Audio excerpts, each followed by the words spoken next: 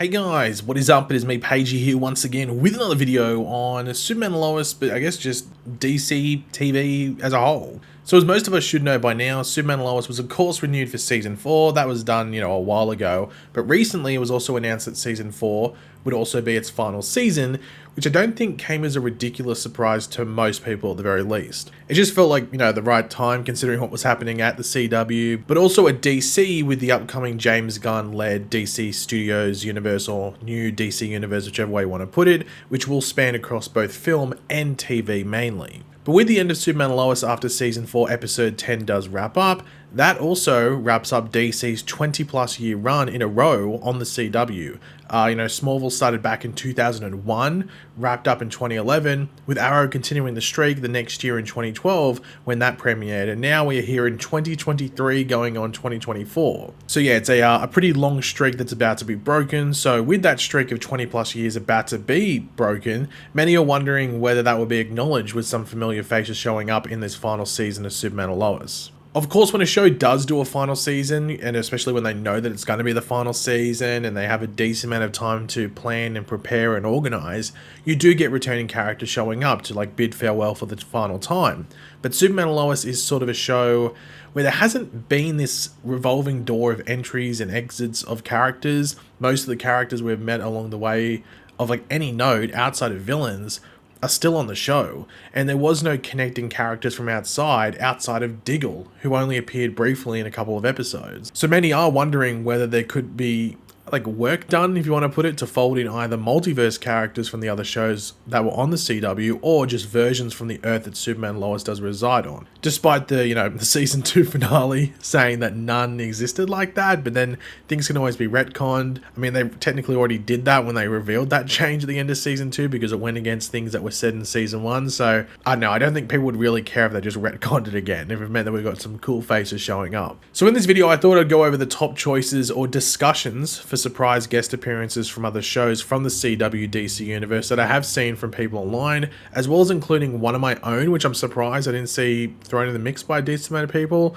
as well as giving some reasons, legitimate real world reasons, as why one person in particular might literally have to turn into the character they play in order to make an appearance possible, because they've got things in the way, if you want to put it, that could stop them appearing in this final season of not only just, not only Superman and Lois, but just DC TV as a whole on the CW. But of course, throughout the video, let me know in the comment section down below, your thoughts about this and what character or characters you'd like to see, whether it's the ones I mentioned in this video or some other ones that I haven't mentioned that maybe you've thought of or you saw someone else say. Let me know in the comments. So the one that I've actually seen the most, and this is just what I've seen, but the one I've seen the most, which makes sense, I guess, considering the show is Superman and Lois, and that is Melissa Benoist showing up as Supergirl again. The last time she appeared in a show on the CW or in the Arrowverse was, of course, in her finale 2 years ago, I'd say, roughly. Now, of course, it doesn't mean she has to show up as Supergirl. Maybe she just shows up as Kara Zor-El with no suit and is just Kara. And yes, we know she doesn't exist on this Earth as of yet, and the mention that she did get in Season 1 that was in the script,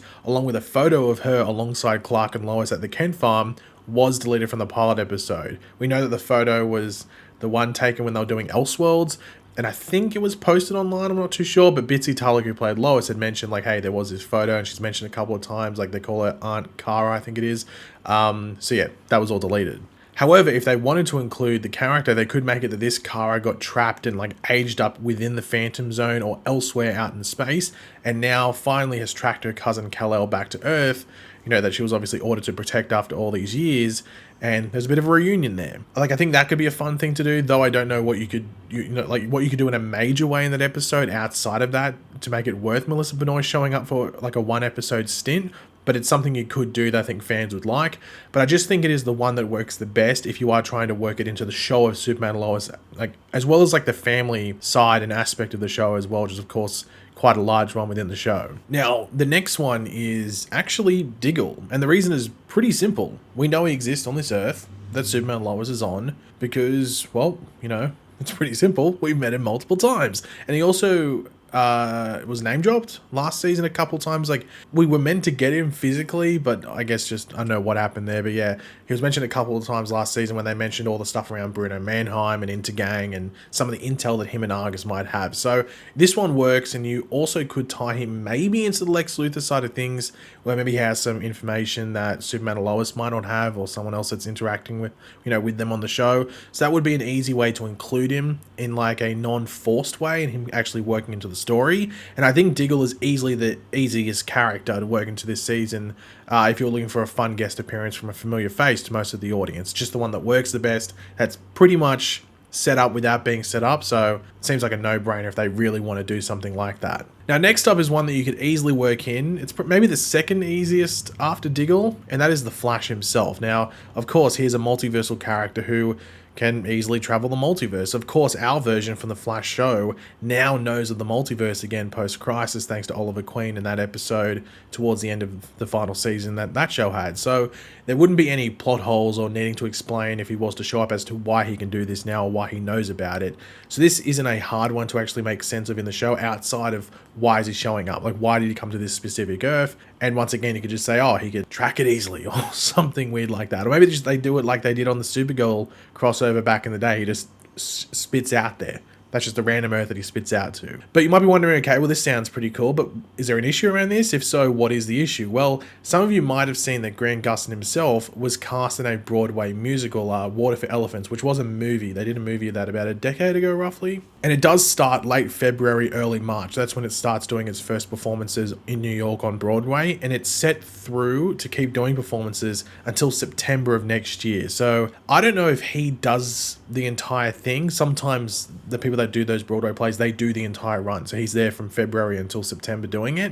But then sometimes they only do half of the run or a third of the run. And then there's a new actors that come in. So they get like the person that's best for the job, or maybe the bigger name, to do it for that opening portion, and then someone else comes and does it for the back half of it, whatever it might be. But even if he's there for half of it, he isn't doing Superman and Lois season 4 appearances, like, unless he got a day off. And I would be surprised if the theatre group actually let him have a day off, or let him at least go to Vancouver to do this, unless maybe he had a week off, but even then that'd be a stretch. But, that can happen. People film movies while doing Broadway gigs as well, so that can happen. Just depends on timing and when he's specifically meant to do things. But the flight from New York to Vancouver isn't a short one. It's not like flying from California up to Vancouver. It's like flying from LA to New York, pretty much, if you go from New York to Vancouver. So it's a long flight. So I don't know if it would work, but I don't know, it could. Like, if it really needed to happen and he had the time, they could make it work, I guess.